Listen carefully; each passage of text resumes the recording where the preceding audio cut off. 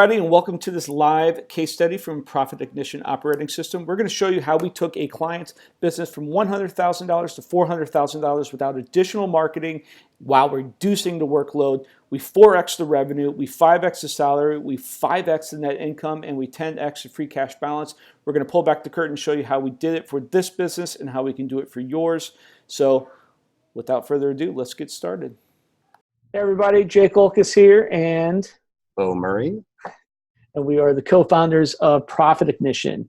What is profitIGNITION? Bo, what is profitIGNITION? Well, it is an operating system, or we refer to it as an operating system. And really it's a growth profitability methodology that we have kind of molded and built into a system that you can plug into your business, apply those methodologies easily through models, through strategy, through things that we've laid out with our help, and really optimize and map out what highly profitable growth looks like and how to get it.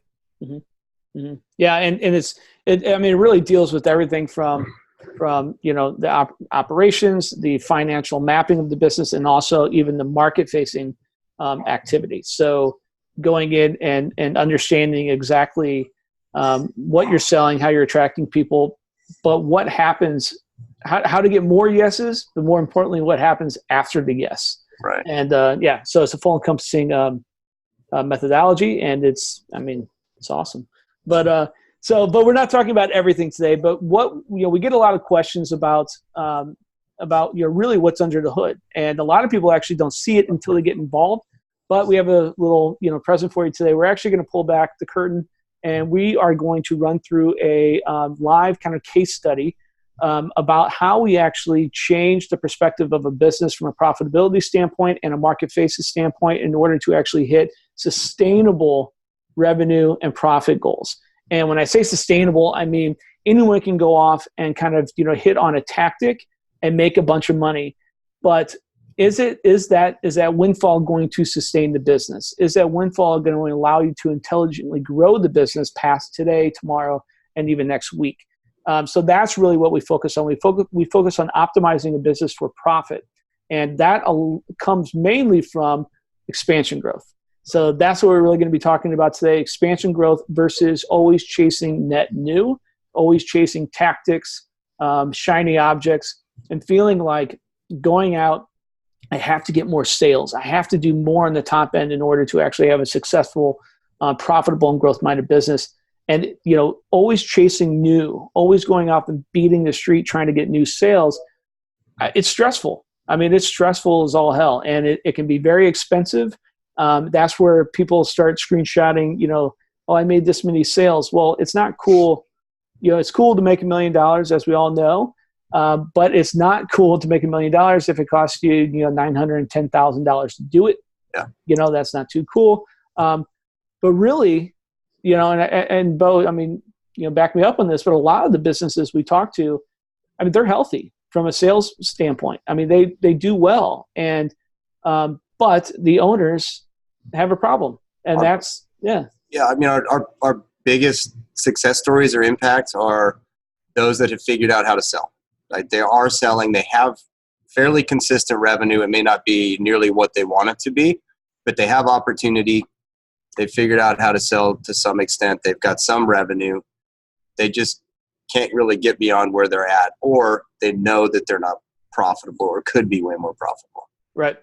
And there's not enough money flowing into their pocket and into kind of the war chest, the investable funds of the business, cash on hand at the end of the day after you paid everything out, and that's bothersome to them. That's the thing that keeps even a successful entrepreneur up at night, right? And so they think, that's when they start thinking, I need to sell more. How do I sell more? What do I need to do? How do I do that? Do I need to hire someone else to sell more for me, along with me? There's lots of things that can go into that kind of thought process, but it doesn't ever really expand, the spectrum. It just kind of moves the bookends, right. And doesn't actually increase profitability down the line. So that's what we're going to be covering today. Again, this is based on a true case study. We are going to be implementing, we are going to be inputting these numbers as we go. We can kind of see how we do this process, but these numbers are real. And this is actually, a very, this is on the lower end of spectrum of even sales. So again, the more sales you have, the more impact that we can actually bring using this methodology. But we're going to show you what we can do even with someone doing right now just $100,000 a year in their business. Starting just a solopreneur, $100,000. So and I think, the reason we want to show this is I think two things is, there's a lot of good ways, methods, whatever, of going out and growing a business, growing revenue, right? Or even, go do this, go do that, you'll be more profitable. There's a lot of information out there, I should say. Mm-hmm. There's not much in the way of how do I actually do that? Mm-hmm. How do I know if I make this decision for my business, how is it going to impact me financially, operationally? I can kind of back of the napkin write it out, right? But I really don't know holistically how it's going to impact my business. And when we're talking about major decisions like hiring, firing, whatever that looks like, right? Mm-hmm. If I increase my price by 5%, what does that look like for me? If I do this, that, it's not necessarily easy to get a complete picture. Mm-hmm. And that's what we have here is the complete picture, and it's really easy. So we want to show it. We've decided to show it because everybody that's seen the inside of this thing is like, nobody's doing this. Mm-hmm. There's great CPAs out there. There's financial people. There's a lot of other kind of financially focused services that when we talk about the profit mapping, we talk about some of these things. I think people assume it's along those same lines. As soon as they see this, they're like, nobody's doing this. Right. So that kind of lets us know we need to share it and help people understand that it's there, it's easy to use, and it's extremely powerful. Yeah. So. Yeah. And you make, just to go back to what you said, the back of the napkin thing, that, again, that shows you, impact of a decision right now to your top line, shiny, exciting and everything. And people go, oh, well, cost of sales or COGS, they don't really put in everything that's actually involved that actually will hit your business. And that's where, they say, well, my margins are 80%. I sell things online, 80% margins, 90% margins. Sorry, no. If you're pocketing all that money, you're not going to be in business very long. I can guarantee that. So this is a real view of what's happening inside of a business when they make $1 and where it ends up and how to optimize it. So you don't always have to chase more dollars. You just optimize the business underneath it in order to pay you out what you want and to achieve, that controlled growth, proactive growth, right? Yes. Knowing exactly when to hire someone, knowing exactly when to invest in certain things, and knowing that the business is going to be able to afford it without pulling out of your pocket, or even scarier, pulling out of Uncle Sam's, because that's a bad deal. So anyway, I'll shut up and let you go. I don't know a business owner that wouldn't be interested to know how much they could possibly pay themselves and or while maintaining healthy margins. Right. That's like you said, margins are one thing, or the 80%. I've got 80% margins, but they're not paying themselves anything. Right. That's almost worse, right? So right. Yeah. And they're not. They don't really. They're investing incorrectly. If they're not paying themselves, that money's going somewhere, right? Yeah. And if they don't have a giant cash account at the end of the day, then where's the money going? And if it's going to software, it's going to labor, going to all this stuff, we didn't get in business to not make money, right? And so it's we see it all. We see it all. It's unbelievable, but we see it all. So anyway, I'll shut up again. Go ahead. Got it? Yep. Okay. So this is the model, and just to quickly preface this, I'm not a CPA. I'm not a CFO necessarily. Jake isn't. I was a COO of 2 different companies, one of which was my own, and I built financials for those companies out of necessity because I had everything under the sun from a GAAP accounting perspective. I had more numbers than I could possibly look at or make sense of, and I got dozens of monthly reports and all kinds of this stuff. And one thing I never knew or could find easily was how much cash did we actually have? which is insanity to me. You know, I like the whole accounting thing's another thing, but it's insane. It's absolutely insane. So I started to build my own systems to use what numbers to simplify it and to make it actually useful for me. So I could say, okay, if I do this, this is the cash impact it's going to have. That's super important to a cash business, right? That's everything. So that's how this is built. So what we're starting with, as Jake mentioned, it's a case study. I've put the numbers in here from a client we worked with. They're not to the penny, but don't worry about that. And obviously I'm not going to put the name. But it's about $100,000 a year. This is an online service marketing business. Primarily all kind of one service there. So just, you know, cost of goods sold or variable. There's a software expense for the system she's using. And then she had some help with managing clients. That was $38,000. Okay. 61 gross profit. This is all, it's just standard P&L. This is what a P&L from QuickBooks from most systems is going to look like. That's why I put this in here. It doesn't really tell you much other than money is here. Yes, there's a labor cost here. Money is here. All this other stuff comes out. This is what I'm left with at the end of the year. Okay, an important note, paid herself about $26,000 over the course of the year. There's 11, a net operating income of 11. That's pre-tax. At the end of this thing, there was just no money in the bank ever. That's where she was at, making $105,000 a year, but never had any money in the bank. So what do? We start by with this and start to look at optimizing current state. That's how we work through it, is where are there gaps? So looking at numbers like this as a percentage of income and say, wow, that's about 36%. It's really high. Let's look at how we can fix that. We're just working through these that way, right? Trying to optimize current state. Then we start to actually model out what the next 12 months will look like. So after we've kind of said, okay, this is a more ideal state or situation to operate from.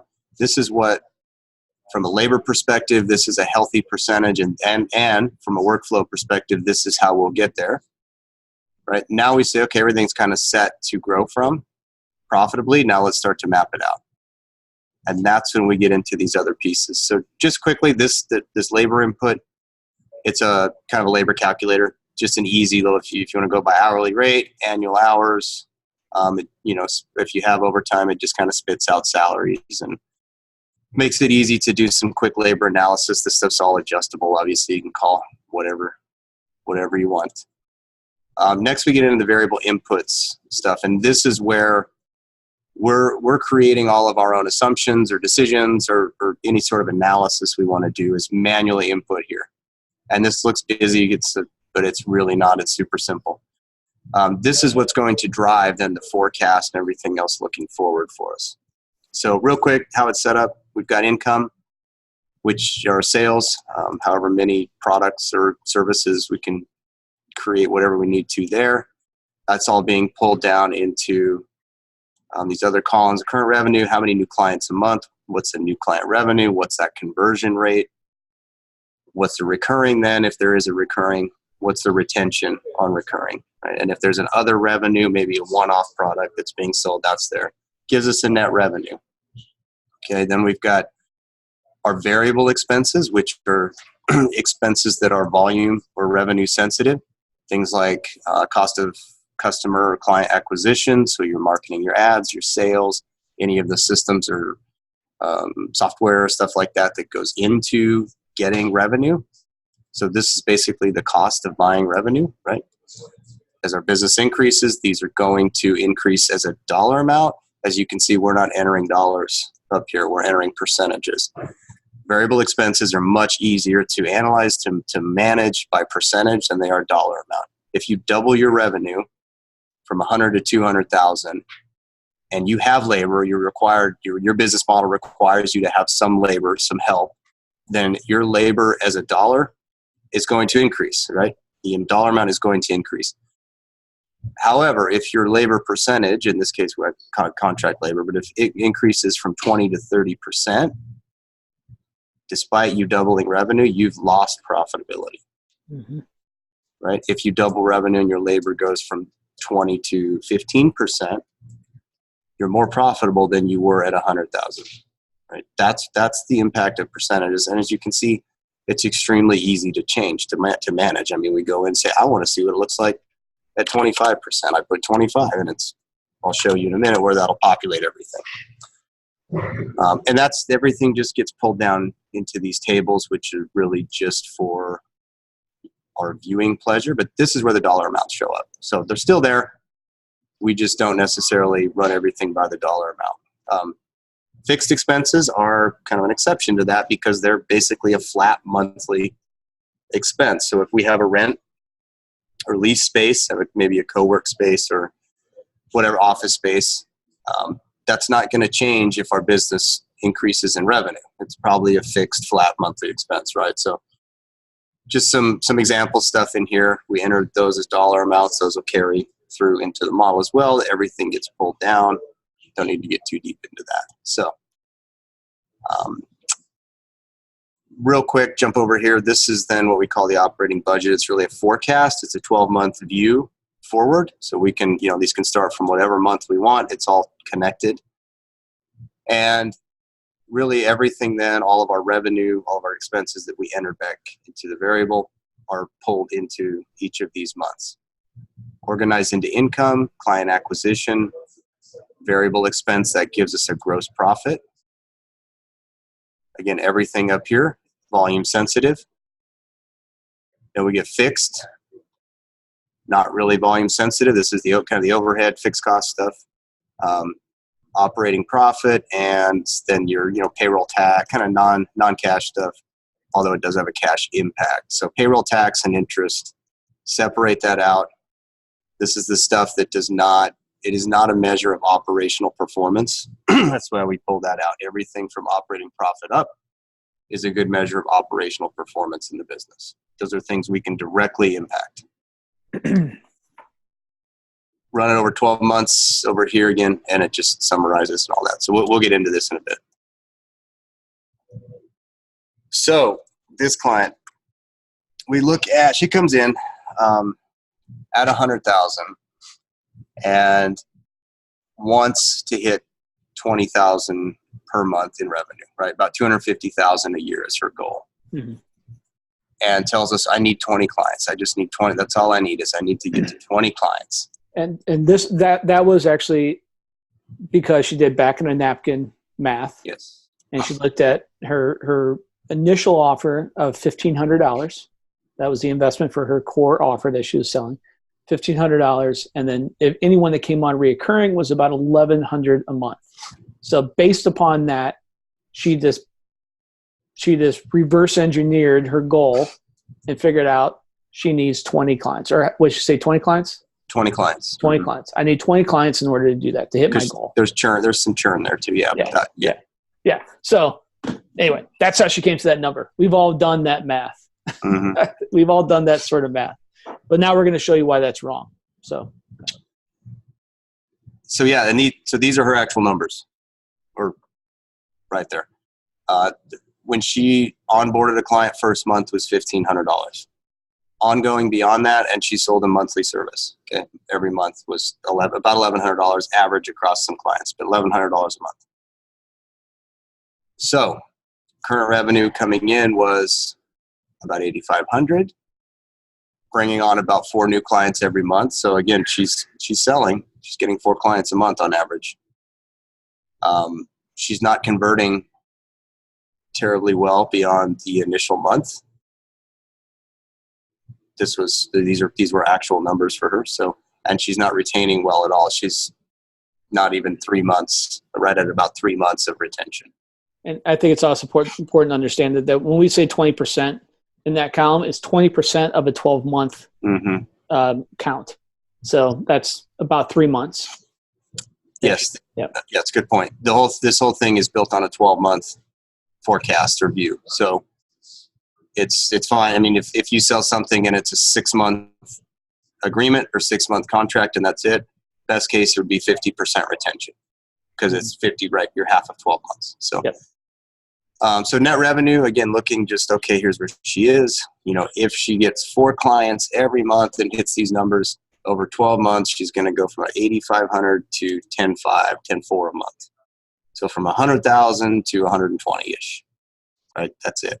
So, okay, I need 20 clients. Let's just go sell some more stuff.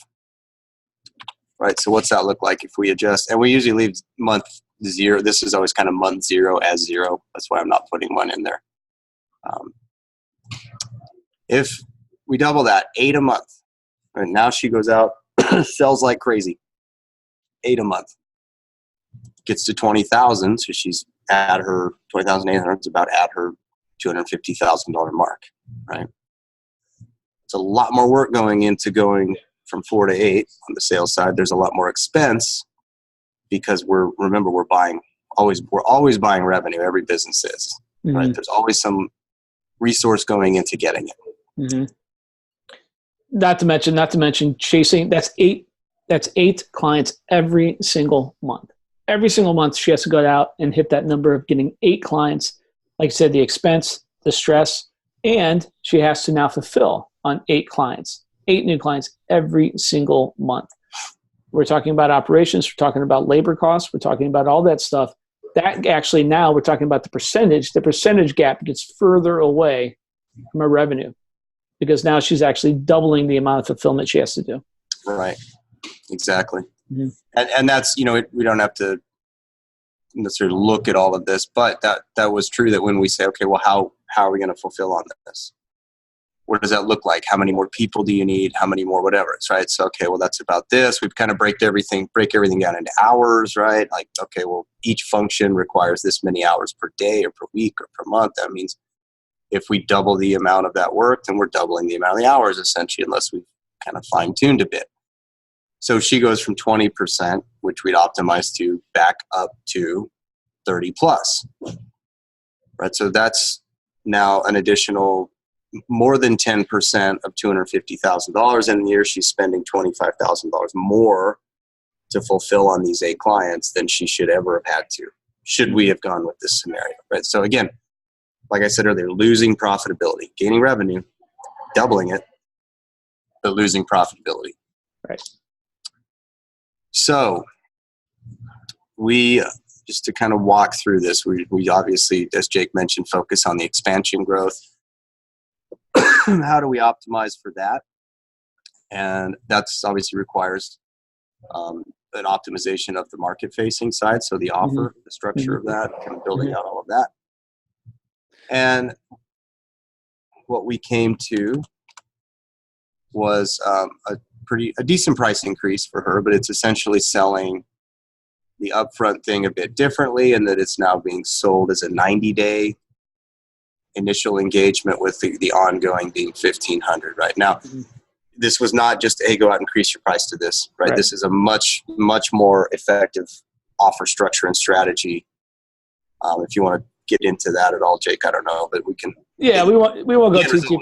Yeah, we won't go too deep on it, but I mean that's where we kind of get into what we call the offer landscape. How do we actually adjust your front end offer matrix in order to actually hit the revenue goals you want in an intelligent way? Simply saying go off, raise your prices, that'll work. But is that idea and that strategy born from foundational data, right? And so what we like to do is that we actually like to focus, what is the goal in mind, structurally, operationally, and financially, how's the business set up to support the climb to get to that goal so we don't burn out and we can grow past it.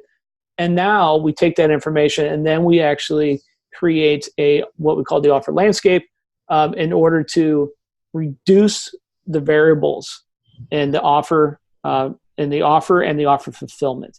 We actually try to reduce, if not remove, all variables from the fulfillment. So raising even a price from $1,500 to $2,500, you'll see massive, massive revenue, cash, and profit impact on the business while reducing the variables, which means that nothing, less can break. It's easier to sell. We get more yeses, and from an operational, capacity and load and just even labor costs, that actually moves that number down, which increases profitability. Everything is always 100% optimizing for profit versus optimizing for revenue.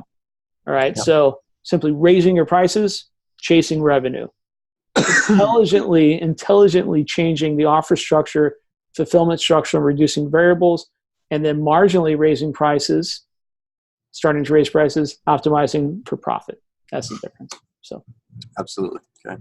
So then let's walk through what that looked like for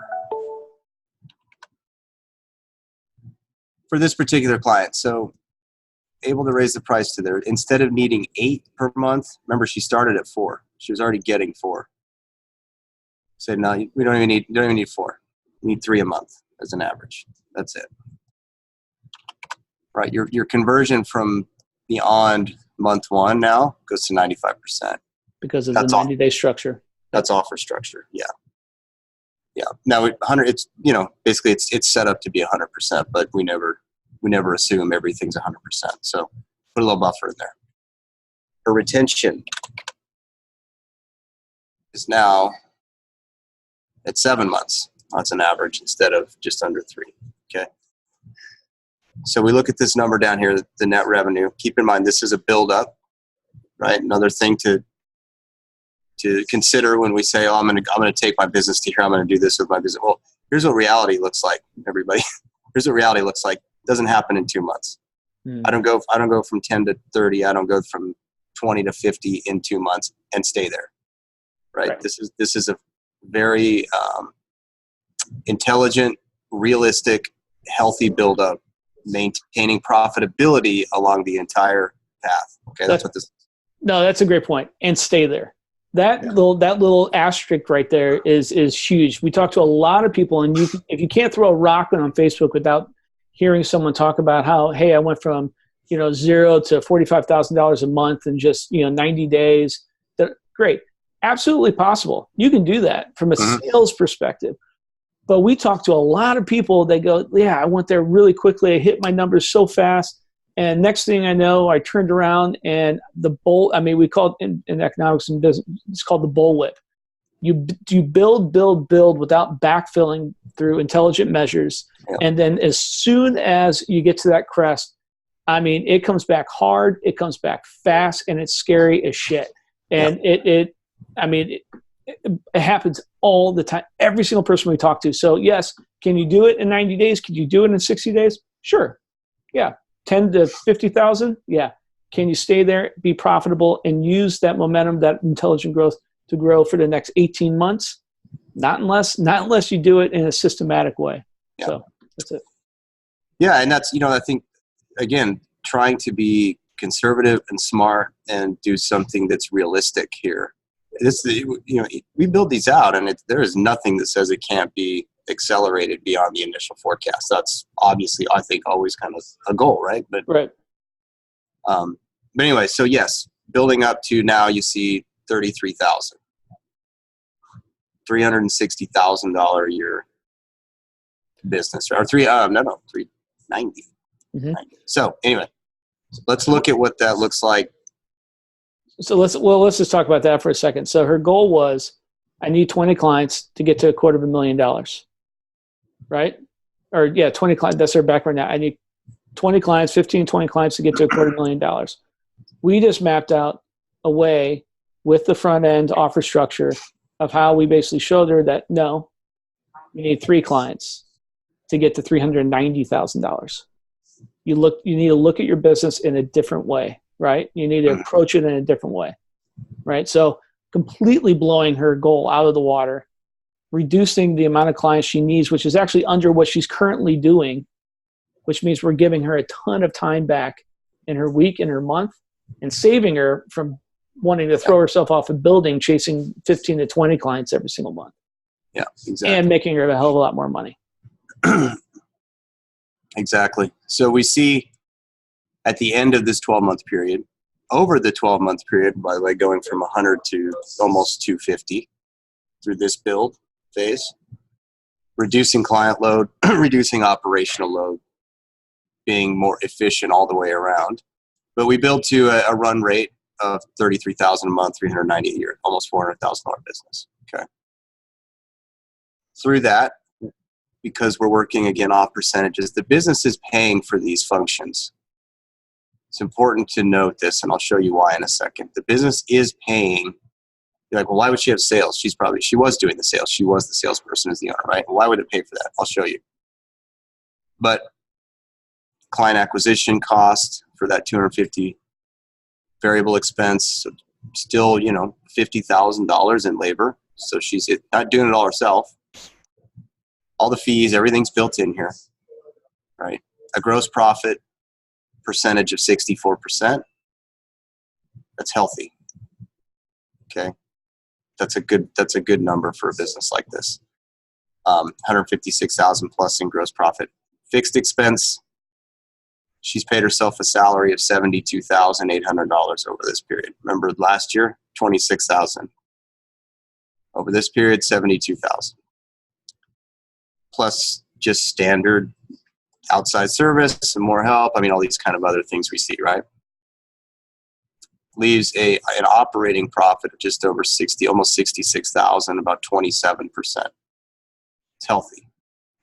That's healthy because of the amount of salary she's paying herself, right? Mm-hmm. Generally, we want to see that over 30, but that's going to be determined by the amount of salary. And, you know, in this case for her, it was perfect. It was healthy. That was the base salary that she wanted to pay herself. And 65,000 left over. We've got payroll tax and things coming out, and assumed net income tax, income tax being paid. We're not, like I said, we're not CPAs, we're not tax experts. So this is where your tax expert would come in and hopefully save you some money on this, reduce that tax burden. But let's kind of be conservative, as I said. So 44,000 at the end of the year. All said and done, we got still cash balance thing hanging out over here that keeps track of cash build along the way. About almost $50,000, just free cash sitting in the bank over this period. Free cash. Yep. Now, yeah, she paid herself $73,000. You might go, oh, $250,000. I'd like to pay myself more than that. Well, you know, but are you? Looking at these functions now. So the business is paying again for marketing and sales. So marketing, there's maybe you're running some ads, maybe you're doing some things. Let's just leave that alone. But sales, you're the one doing the sales as the owner. In this case, she's doing the sales. So because the business is paying for that function, that $12,000 was paid to her, right? In addition to her base salary. This owner's salary, this is what it costs to manage the business. Right, to be the CEO, the manager, the general manager. That's what it costs. We determine to manage this business. These functions, this is what they cost. Right, to maintain the revenue build, the margins, all of this. The business needs to pay this number, or roughly that, to be able to do that. Okay, that means we have. That means the business is paying for the resources it requires to operate and grow, right? You want to know exactly what a business that's ready to scale looks like? It's this. Because the resource requirement's defined, it's being paid for. It's all easily mapped out. We can now look forward and say, if we go now from 244,779 to 444,779, what does that look like? Well, we know. We now know because we've got the functions spelled out for us. We're measuring them. We can now look out and say, okay, well, at this point, I know I need this, this, and this. Anyway, so we've got labor. So let's say this 48,000, remember the 12,000 for sales she's paying herself. The business is paying 49,000 roughly in labor, fulfillment labor. Okay. Let's say she's paid a couple VAs or other people, whatever that is, 20,000, 30,000, let's go 30,000. So there's 19,000 going to her because she's done the rest of the fulfillment, right? So now we're up to 31,000 in additional compensation. So she's just over 100K that the business has paid her as the owner on this 12-month period, and she's not even. This is the build-up period, right? Paid herself more than the entire business, or right at what the entire business made the previous year. Yeah, this is like just June through. This was the. Oh no! This is Yep. Okay. 12-month period, right? Yep. So, but I mean, you can see how our margins, we're not coming in, oh yeah, we run 60% net margins. No, not and pay yourself as the owner, not and pay yourself like this. No, you don't. Right. And if you do it like we talked about earlier, it's not healthy. This is extremely healthy. This is a business ready to scale. Mm-hmm. As it grows, as it continues to grow, and now she's running from this $33,000 a month level and needs to hire people. Now two things. We know what the business can afford to pay people per function. So it's like, I think I need help with sales. I don't think I can keep handling the sales volume. I need to bring somebody in. Well, the business is already paying an assumed percentage, right? Maybe that's too low. Maybe it's too high. I don't know. But I mean, we've got information is the thing. We've got something to work from to say, I'm already paying this. The business is already paying this for sales. I know I can pay that, right? I'm already paying $6,600 plus for fulfillment labor. I know the business can pay that because I'm maintaining healthy margins.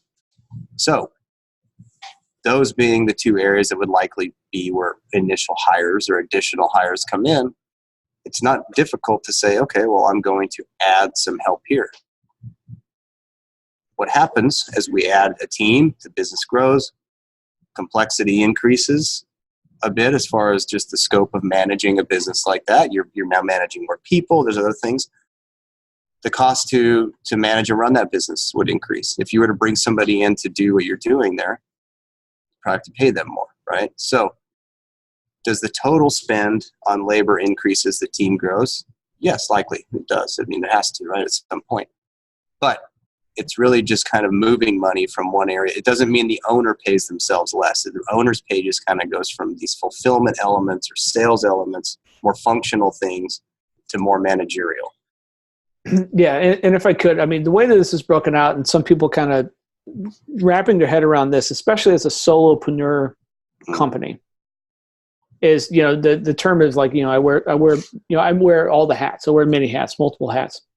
You really have to think about your business as if you have multiple personalities, right? So it's kind of like, I'm a salesperson. So when I do sales, that falls within, sales, right? That's $1,659 a month, right? Is what I'm paying myself for that function. Labor, I do admin stuff, and then, like you said, I mean, all this stuff. So you have to kind of separate yourself. Now I'm a CEO, so I run the company. It's all these personalities are separate, so they have to be accounted for separately in the business. And doing it that way, like you said, is allowing you just to have full view and knowledge of the acceptable growth rate of a company to maintain profitable and desired margins. If you just lump it all together and you didn't have those line items, and you basically just said, oh, I'm just going to write my check. I'm going to write myself a check for $15,000 every month because that's what I want to get paid, and the money's there, and whatever. That's what we're talking about. Over time, you've depleted your ability to actually grow intelligently and sustain and profitably, right? Yeah. So yeah, it's really being able to function, step that out with. And this is actually how you do it, like you said, to be able to pay for other functions for growth without depleting what you're paying yourself, right? You're reallocating funds based upon services and jobs. So exactly. Yeah.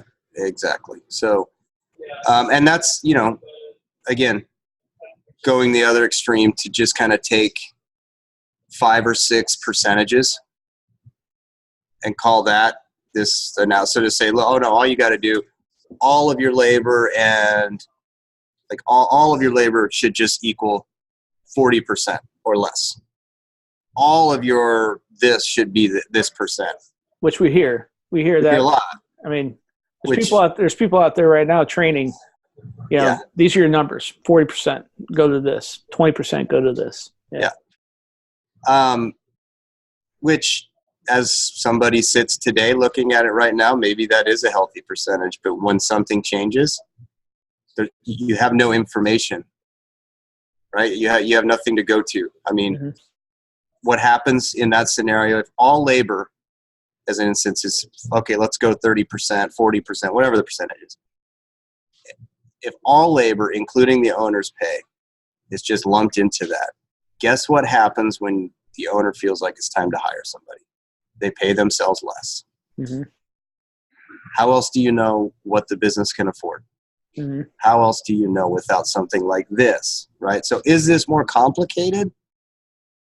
It's got more information. It's more factual. It's more realistic. But we get that like people are not probably going to go build this stuff for themselves, right? Which is why we did it and why we use it this way, because right. It does get complicated if you don't have some clarity and direction. So real quick, I want to run through just to show the ease of using this now, right? So we've got we've kind of got our forecast, right? Got our next 12 months lined out for us in this case.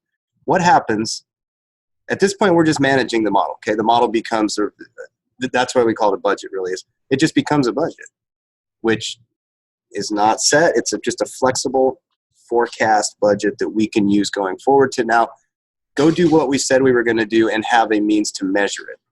Mm-hmm. Right? Doesn't matter going forward. Again, that's where we go back to like, oh, I'm going to go do this. I'm going to go make this goal or hit this goal. How? And how are you going to know along the way if you're on your way? Mm-hmm. Right? Probably the biggest gap certainly in this space that we operate in, Jake, I think just online marketing world. I mean, any service-based businesses, small to medium, it's the ability to measure, because that's where things get kind of complicated, is trying to collect data, organize data, have a reporting system, all of this stuff, right? It's all there, but it's not easy to go get it and make sense of it. So right. That's what this now becomes for you. So along the way, if we say, you know what, I wonder what would happen, what would it look like if I increased my prices by 10%? And this is just a little sensitivity thing. You saw I just increased by 10%, gives us an adjusted. Everything's going to then update in the model. So coming back out here, okay, well, I make $23,000 more in revenue, right? Operating profits up over 30, and about $10,000 increase in net income, right? If that's the only change I make, increase my price 10%. The same can be done with any of the costs. If I say, oh yeah, after a few months, I realized my labor is actually at 18. That's my optimal. Come back here. Okay, well, that adds some additional.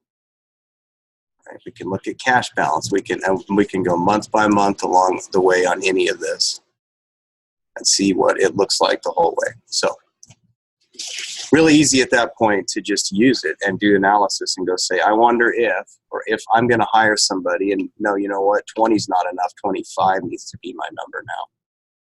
What is that going to do to my cash balance? So, and again, we can go see that cash balance, right, growing. Is it still acceptable here and here? And it's all there now. So. Mm-hmm. Mm-hmm. It's a crystal ball. That's kind of how I always viewed it. It's kind of like, listen, the power of knowledge, the power of knowing what these minute little decisions can be made and what the impact long term in your business is so valuable. It's not even funny, because we talk about people saying, well, what should I do? Well, one, you need an origin point to be able to figure out exactly where you are and what you can change. But just by simply pulling a lever on something might be a quick fix now, but it could be detrimental to your long-term goals, especially if you're running a real business or something you hope to be a real business someday.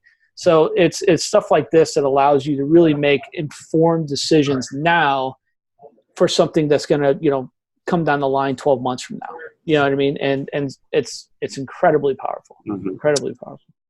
And then on a monthly basis, even as the owner,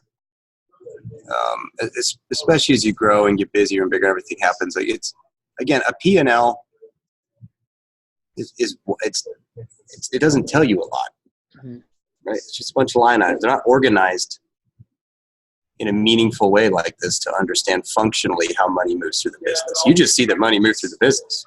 You don't know when or how or what necessarily, or what it went to. Mm-hmm.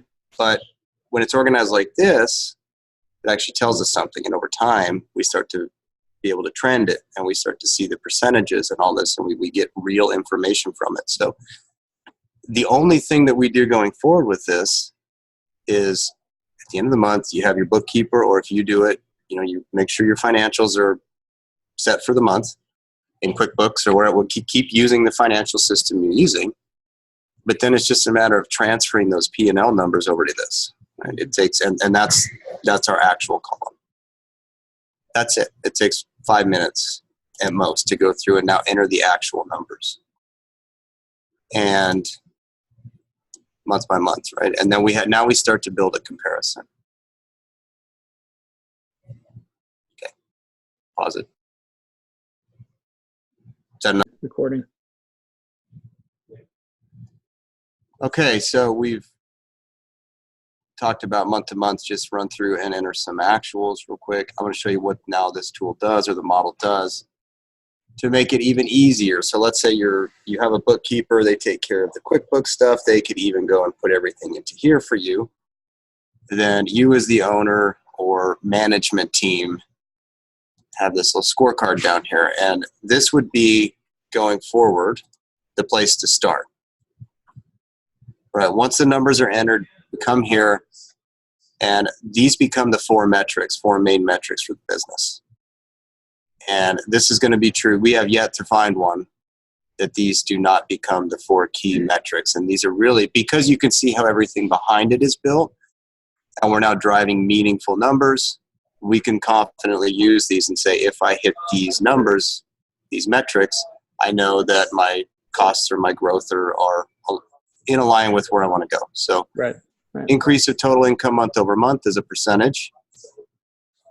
Acquisition of, all right, cost of acquisition at 10% of total income, 10%, right? Gross profit of 59, operating profit of 22. Mm-hmm. So, and this goal should actually be 9. What this does is just a stoplight. We go into the actuals, and these automatically populate in color depending on where you're at within range. So for growth, month to month, goal of 9%. If it's within range, I think I have a 4% range set on this in this particular one. It's going to be yellow. Okay, so there was still growth. It's not necessarily like, okay, I need to go and immediately find out what's happening there, but it's not green, so we need to understand probably like, are we on track or not? Well, we see July 33%, it's green, we're good, right? I mean, you can essentially look at this thing, say green is good, don't worry about it. Yellow, in this case, yellow is at 57. 59 is a goal. Like, you might want to go back and see. And want to find out, just come back to the budget numbers, and we can pretty quickly find it, right? So July, I put a pretty high number in for marketing just to show where that turns red, right? So, well, quite a bit over 10. Go ahead. Yeah, go back to the budget just to show that. So in July, let's say your budget goal was $630, which would be a 5% of total income, planned total income. Yeah. Or for marketing. So let's say 1260, 10% of total income. You actually overspent in marketing. 630 is what you earmarked, or as 1260 is what you earmarked. You overspent by almost twice as much.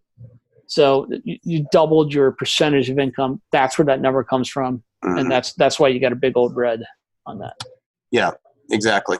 And also, that's sales went up from 9 to 12. That's a pretty significant jump. That's the value of the percentages again. Mm-hmm. What is the dollar? The dollar amount is pretty meaningless on that surface, but with the percentage, we can see why I planned for 10. I know 10 is healthy for me. Last month I was at 8, 21 this month. Not that that's wrong. It's just what happened. I want to know what happened. So, and this is the easy, simple indicator to say, okay, I've got a red here. I need to go 21%. I'm way over my 10% goal. I go look and say, okay, well, that's it. And, because I'm under, in this example, I'm under on my variable. My gross profit is yellow here, but it's really that marketing overspend or acquisition overspend that's driving that down as well, right? Mm-hmm. But I'm still good on the fixed side. I've managed to stay green on my operating profit. So it's just an example to use or the ease of use, I guess, of this particular model, when there's a system in place to maintain it on a monthly basis, which in itself is very, very simple. The power of this to go in and just say, what are my colors? What are my numbers? If it's all green and you're not a numbers person, you don't want to go in and dig through the P&L or try to figure out, once the structure's there, you got a system to put it all in there. You go in and it's green, you're good. Yep. And I think that is the absolute most valuable thing about, putting in all these numbers, implementing this process, this 1 inch up, 1 inch over kind of process to marching towards your goal is systematic. A lot of people actually get afraid and they're scared about all these financial things, right? They get scared of it because it's not back of the napkin. That's where back of the napkin actually was invented, because people are afraid of actually doing real numbers. So this kind of scorecard actually brings us to the point where this system can be managed with a simple stoplight system. That's why it's developed, is that people that are scared and are not financial, feel like they're not financially, capable of doing this. You don't have to be an accountant. You don't have to be an accountant. You don't have to be a CPA. And actually, CPAs and accountants, I'm sure some do this, but their job is to report on what happened after, not where to go. So that little scorecard right there is almost like your accountant. That's almost like your CPA for me. It's kind of like saying okay, what happened? We implemented numbers. Something went wrong. I can go back and look at it, right? The whole other part of that is strategic financial and operational planning from a like you said, a operational CFO kind of standpoint.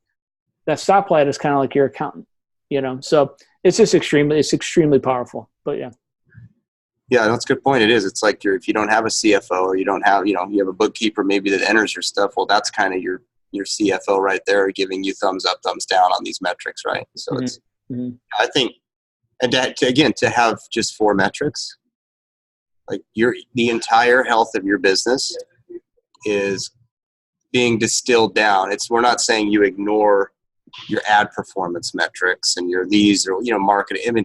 There's a lot of things that come in behind it. But when it's structured this way, where the data is actually flowing into it, it distills everything down to 4 metrics and a stoplight. Yep. From an owner's perspective, in a growing, busy environment, that does not enjoy the numbers, it does not like digging through P&Ls, or does not like having to go into 87 different spreadsheets and figure all this stuff. Where is it? What is it? Who do I know? It's there. It's easy. And from the decision-making side as well, which I think for me personally, that was always the most powerful piece, is to say, what if? Right. What if we've now, this thing allows for a connection between operations and finance that is seamless. You don't have to go ask people. You don't have to go, again, dig through a bunch of different spreadsheets and try to make sense of it and tie it together and figure out, this one's broken over here. It's once this is built, it's what if? Mm-hmm. What if I decide to break my plan because I know it's probably the right thing to do? Well, now I can do it confidently and say, yes, it's definitely the right thing to do. All right. And I think that the stoplight thing, again, the power of that, because in that model right there, sales went up, right? Sales went up, but then things started turning red, right? Things started turning red underneath it. And typically people that we come across and how people typically look at their business, they measure the health of the business and whether or not sales increased month over month. And, hey, last month I made 12,000, and that one was this month I made 12,900. Right. And hey, good. Awesome. Sorry. It's there are things happening underneath that number that you would never even look at if you did not fix over time, can completely derail you from where you want to go and where you want to be and the health of your business. So the stoplight actually goes, oh, time out.